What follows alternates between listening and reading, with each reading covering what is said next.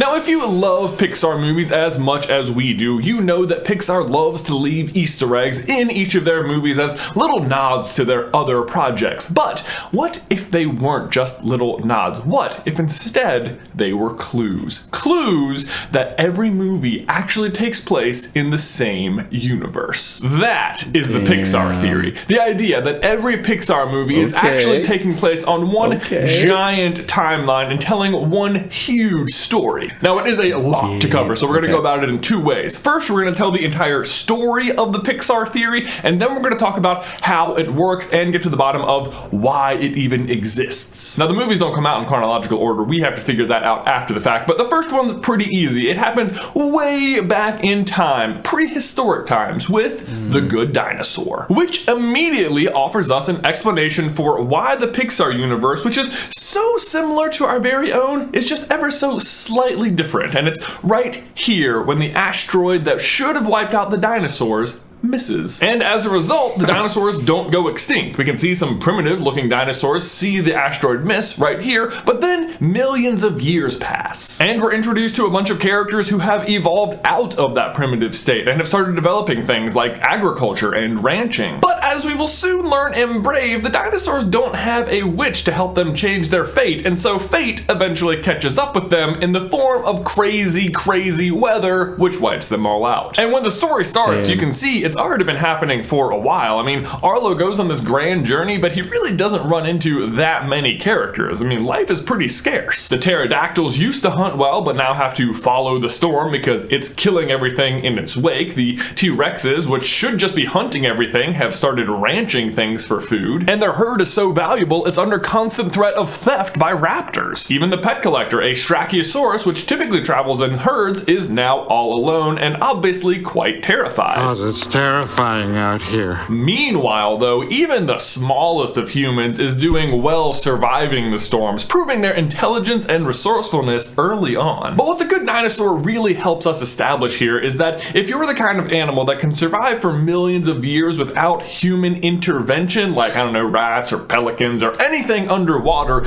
you are probably going to develop some kind of intelligence in the Pixar universe. But that's not the only way you might gain intelligence. You also might be a human who was turned into a giant bear, like in our next movie, Brave. This takes place centuries and centuries later in medieval Scotland, where a young princess is trying to change her fate by not getting married. I'll be shooting for my own hand! Which leads her to follow a path of will-o-wisps into the forest, where she meets a very interesting character indeed.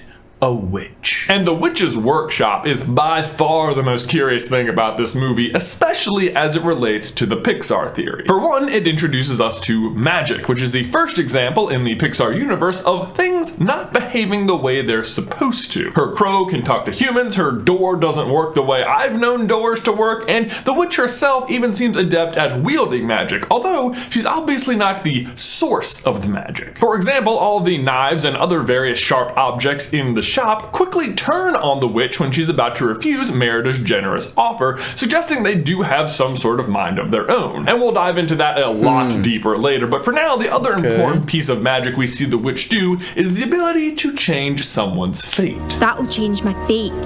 So just bear that in mind as we move forward. But so far we've established that humans and animals are both capable of intelligence, but as we get to our next movie, we'll introduce the third player to the game. The machines. And the power struggle between these three groups, animals, humans, and machines, will pretty much define the middle section of the theory. And I use the word power struggle pretty loosely here because no one's really ever trying to be in power, it's just that different groups rise into it, often at the cost of the others. And honestly, for the animals, their ship sailed with the dinosaurs. They are never really going to rise back up. For now, let's focus on the introduction of the machines, which happens in The Incredibles, taking place somewhere in the 1950s or 60s. Here we are introduced to the supers, the peak of human existence, who live in a world of constant crime and danger and who do their best to fight it until one day they're outlawed. But not before Mr. Incredible, the very best of all of them, offends his biggest fan, Buddy Pine, aka Syndrome. He does not take it well and spends the rest of his life developing technology that will help him kill the supers so that he can pretend to be one. Slight hiccup, however, the AI he creates to defeat the supers also turns out to be smart enough to defeat defeat him. And although the Incredibles step in and defeat the Omnidroid and kill Syndrome, the damage has been done. Syndrome has introduced artificial intelligence into the world. And this will mark the end of the humans in terms of power, but it will take quite some time, because the machines won't take control right away. Instead, for the next few movies in the timeline, we're going to see the animals continue to get smarter while the humans remain in the driver's seat. Well, except for that one time Dory drives a truck off a cliff. Next up are the Toy Stories Inside Out, Up, Ratatouille, Finding Nemo, and Finding Dory. Finding Nemo gives us a glimpse back into the world of the animals, and especially undersea, they have been left alone for quite some time and, as a result, have developed quite a bit of intelligence. I mean, they have school systems, traffic lights, and a real estate market, I guess. A lot of other clownfish had their eyes on this place. You better believe they did. And not only that, we see a lone fish successfully circumnavigate the ocean to locate his son, and a separate group of fish successfully overpower a human, while another human looks on reading his Incredibles comic book. I mean, obviously he missed out on that Buzz Lightyear on the ground. What are you doing, kid? Jeez. But not all the animals are out to fend off the humans. Remy the rat in Ratatouille becomes the greatest chef in the world, which is pretty significant because up until that point, cooking was exclusively a human activity. Although to be fair, Remy is sort of the exception to the rule. His father sees humans as the enemy and even names them as such, and he's not wrong. Eventually that's going to be very true. But the information about Remy being a spectacular chef, while mostly kept secret from the public, is known by 4 people at the end of the movie: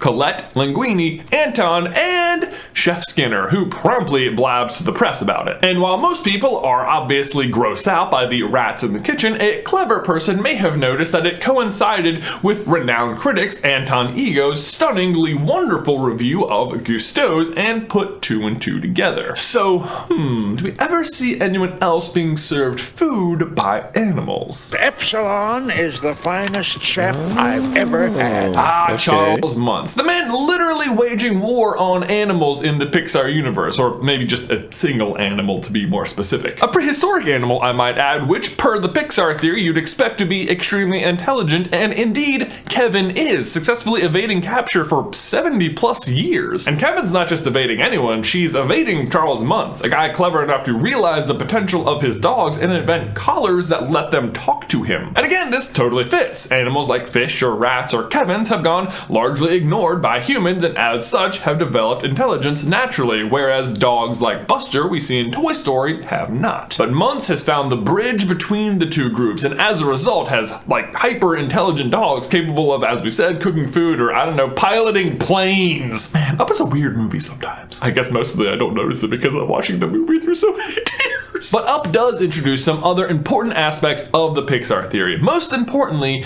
BNL, the faceless face of the machines. Let me explain. BNL, aka By and Large, is the company at the beginning of the movie forcing Carl to move out of his house. They are the faceless brand, that's the word I was looking for, of the machines on their rise to power. Yes, for now they have physical humans working for them, but I mean, do you think it's any coincidence that this guy looks like an agent from the Matrix? Coincidence? I think not!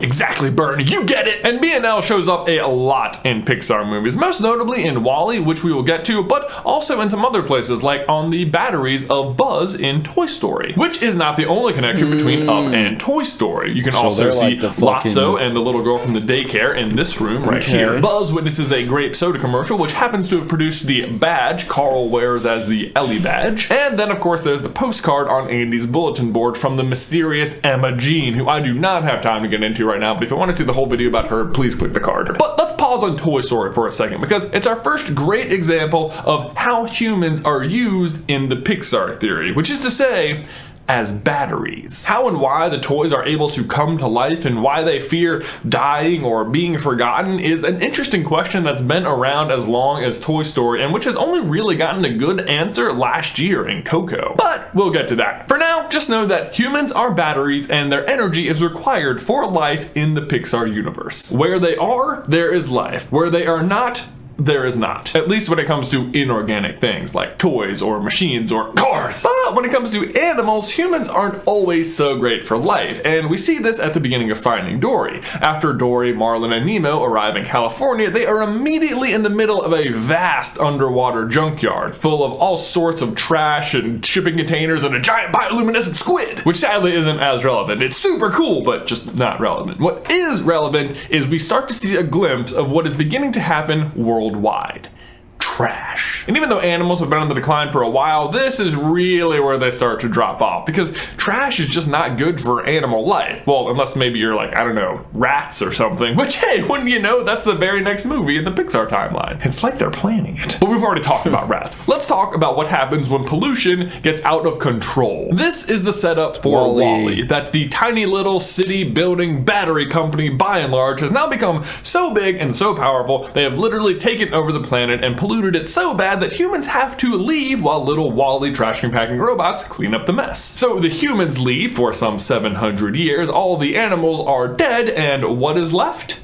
Cars. Now, you might be thinking, wait, Cars doesn't take place on Earth, right? It's obviously an alternate reality or something. Right? But no, it is definitely the same planet Earth the humans were on. For one, it has all the same places that our planet Earth has, and we get to visit a lot of them in Cars too. But so the question is, why are the cars coming to life? Why are their names so similar to people we know from our time? Why do they have their own timeline? Like if the Cars movies take place... Damn, dude, that's crazy to think about, that WALL-E cleaned up the whole world and then that led to the Cars movie. So, like, without WALL-E cleaning up everything, the cars... During the 700 years that the humans are gone, then how on earth did they have things like the 1950s? I mean, even if they started their own timeline, that's way too many years. Are they still artificial intelligence? Are they products of by and large? No. BNL's goal is never to create a race that inhabits the planet. Instead, their goal is to control the humans with consumerism and capitalism, and that means treating them as comfy as possible at any cost. I mean, just look at how they're treating everyone on the Axiom. It's an interesting shift from the AI's first encounter with the humans with the Omnidroid. It's like they realize the better way to control them is just to pamper them into death. Hashtag pampered to death. And of course, what the machines get from it is the human energy, which again, we're going to talk about later. Which brings us back to the cars, which aren't coming to life via AI. Instead, it's very similar to the way the toys come to life, or the way the monsters will later fuel their cities, with human energy. It's similar to the toys, but with a few key differences. Obviously, the cars aren't coming to life while the humans are still around, and unlike toys, they are still cars, so they do need fuel to operate. Also, unlike toys, cars are not designed as something to be brought to life by a child's imagination. It's easy for a child to give personality to a cowboy or a slinky dog or a walking rearrangeable potato, but it's less obvious for cars, and thus they don't have built-in personalities. So instead, the cars are actually taking on the personalities of their old owners, complete with their memories, but remembered through a carified lens. It would also appear that the cars wake up, if you will, in the same order in which they were cared for, which helps explain why there continues to be new generations of cars as the series progresses. In fact, we even get a hint as to when the real Lightning McQueen must have been alive based on the band-aid this truck driver is wearing in Finding Dory. But the real big important note from Cars 3 that helps draw Cars into the entire Pixar theory is one little line from Cruz when she's driving on the beach. I didn't want to hit a crab. I'm sorry, what? What? It was cute. Is this an animal that isn't a car in this world? I thought all the animals had died off, but no, there's crabs? Okay. It's seriously like they're planning this stuff, because this fits perfect. Do you remember back in Finding Dory, that junkyard scene?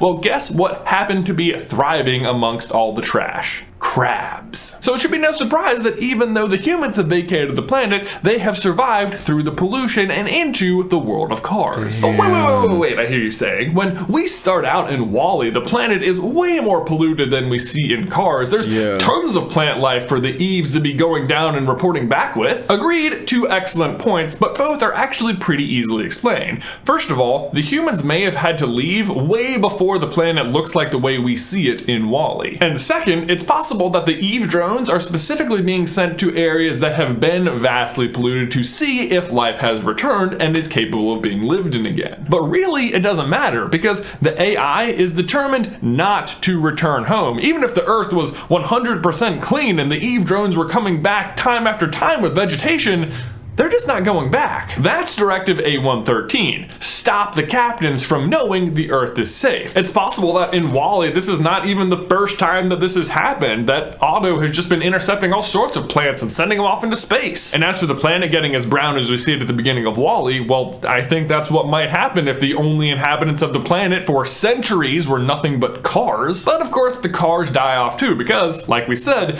without humans, there can't really be life. The cars can survive on fuel alone for a while, but even by Cars 2, there's already an energy crisis. But that brings us back to WALL-E, where one superhuman-obsessed little robot finally manages to get a plant delivered to a captain of the Axiom, and they come skyrocketing back to the planet, and everything is great.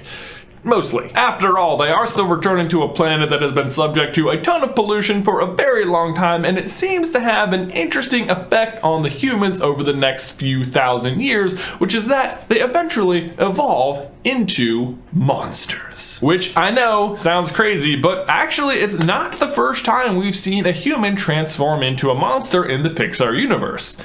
Jack anyone? Now, Jack can of course do it on denied cookie demand, but it does reveal that humans have the potential to make this kind of change under the right circumstances. But guess what the monsters are suffering from, guys? Say it with me, an energy crisis. And so what are they having to harvest to run their cities on? Human energy, or more specifically, human emotions, or even more specifically, human memories. All right, here we go. Finally, we're gonna get to how humans work as batteries. And it starts with the scare shortage, which, if you ask me, makes no sense. I mean, we hear all throughout the movies that both Sully and Randall are so close to breaking the all-time scare record. The two best scarers of all time are working at tandem next to each other, and there's a scare shortage? Kids these days, they just don't get scared like they used to.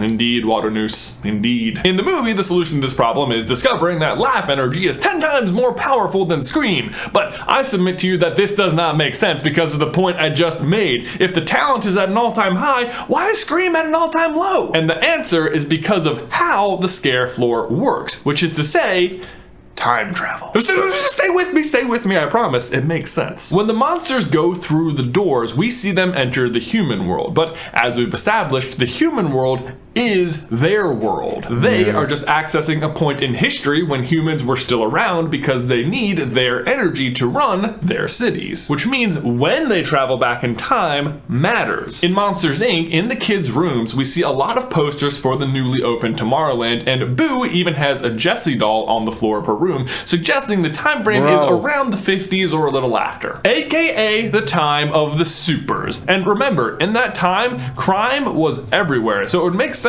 for fear to be high. So the idea is that when time moves forward in the monster world, it also moves forward at the same rate in the human world. They're just traveling parallel to each other. So as times change in the human world, so does what kind of memory is valuable to the monsters. And post-Incredibles, AI is introduced to the world, which starts making things super easy for the humans until again they eventually are being nearly pampered to death. So it makes sense that after AI is introduced, joy and not fear becomes the valuable memory because it is now the dominant memory. Which is exactly what we see in Inside Out. By the time Riley comes around, a majority of her memory orbs are joy. There's literally just more for the monsters to harvest. And I mean memory specifically and not emotions, because emotions simply color the memories. Inside Out also offers an explanation for why kids specifically are better targets for the monsters. Because as kids, their memories are only colored by a single emotion. But even by the end of the movie, Riley has started to develop a little bit more, and so her memories are starting to be colored by multiple emotions at once, which would obviously be harder to harvest. And it makes sense that of all things, they're using memory as a power source in Pixar, because memory might be the most important aspect aspect of everything. It might be the reason the Pixar theory exists. It's the message they're trying to tell you. In Inside Out, we're introduced to Bing Bong, and his death is quite powerful. Because Riley remembers him as an actual being and not just as a single memory, he is preserved as a being in her mind and not contained into a single orb. And he spends most of the movie in this state, as a memory that isn't forgotten, but one that is also never called upon. So instead, he's just allowed to roam freely throughout her mind. Until, of course, he falls victim to the memory dump. And so, not so oddly, this exact phenomenon is the driving force behind the entire plot of Coco, which is why it should come as no surprise then that the City of the Dead looks like a much grander version of the human mind. Because rather than looking at just the single mind of a little girl, now we're looking at the collective memory of the entire country of Mexico. But the rules are pretty much the same. Sure, once a year, if your family puts your picture on the ofrenda, you can cross back over and accept an offering from them. But either way, as long as a single person remembers you, as long as one memory orb of you exists somewhere in someone's mind, you are allowed to continue living in the land of the dead. But if you are completely forgotten, much like Bing Bong at the end of Inside Out, you then suffer the final death. And this is the point of the Pixar theory, to actively remember those who came before you, to look back as a guide to the future, because those who are not forgotten aren't really gone. And this theme permeates every Pixar franchise. I mean, Bob Parr is afraid that if people forget the old ways, then Mr. Incredible will truly die. His true self, then, will really die. In Toy Story, Wheezy is sick because Andy has forgotten him. In Ratatouille, Gusteau's memory is being tarnished and Remy is out to set it straight. Carl can't let Ellie's memory die and carries it around as literal baggage until he finally realizes that instead of remembering her, he needs to live the way she wanted him to live. Dory's whole character is about memory, and she shows us tragically how terrible forgetting can be. I mean, without the ability to remember, she could have swam right up to her parents and not even realized who they were. Arlo is controlled by guilt and memory of his father's death, and fears he'll never make him proud until his dad's ghost literally appears to him and says, "You're me and more." The Cars, on the other hand, as machines and not humans, are starkly not concerned with legacy. Both Lightning and Doc Hudson both scoff at it. But then there's the adorable little Wally, also a machine, but one who actively cares about remembering humans, and as such, what happens to grow right next to him? A little plant. And remember the brown earth? Well, another explanation might be that all of humanity has literally forgotten Earth. Even the captain has to ask the ship to look up what Earth is. But once he starts to remember, well, that's when everything... And finally, this brings us all the way back to where we started. Brave, inside a little witch's hut where the most important memory of them all lives. An image that has no business existing in medieval Scotland and yet is there all the same. It is a carving of none other than Sully. Fuck? Because this is not just some random witch. This old lady is Boo. Oh!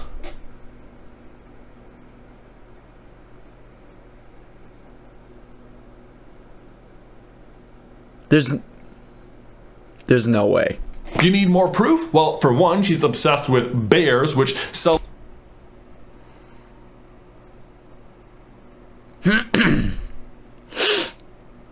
himself kind of resembles, and it might be how you remember him if you only ever saw him as a little girl. Two, she has a carving of the Pizza Planet truck right here, and that's like, what? Cars don't even exist yet. How would she even know what that is if she's not actually from the future? And three, where did Sully come from when she was a little girl?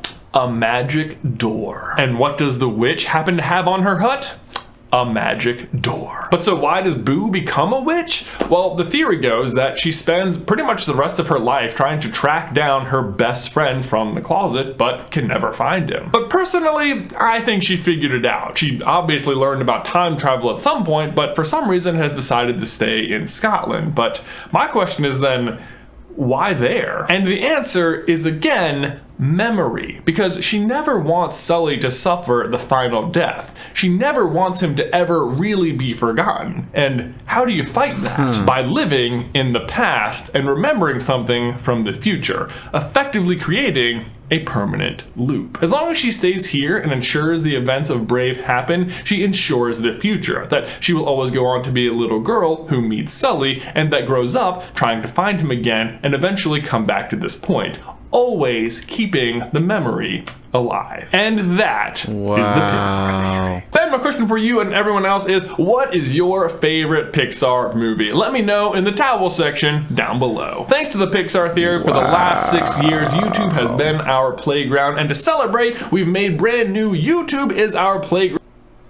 All right, we gotta subscribe to this dude. We're gonna watch a lot more of this dude's videos. I mean, that was. I mean, there's a lot of explaining there that I feel like he could have cut out and made it way better, but wow, we're gonna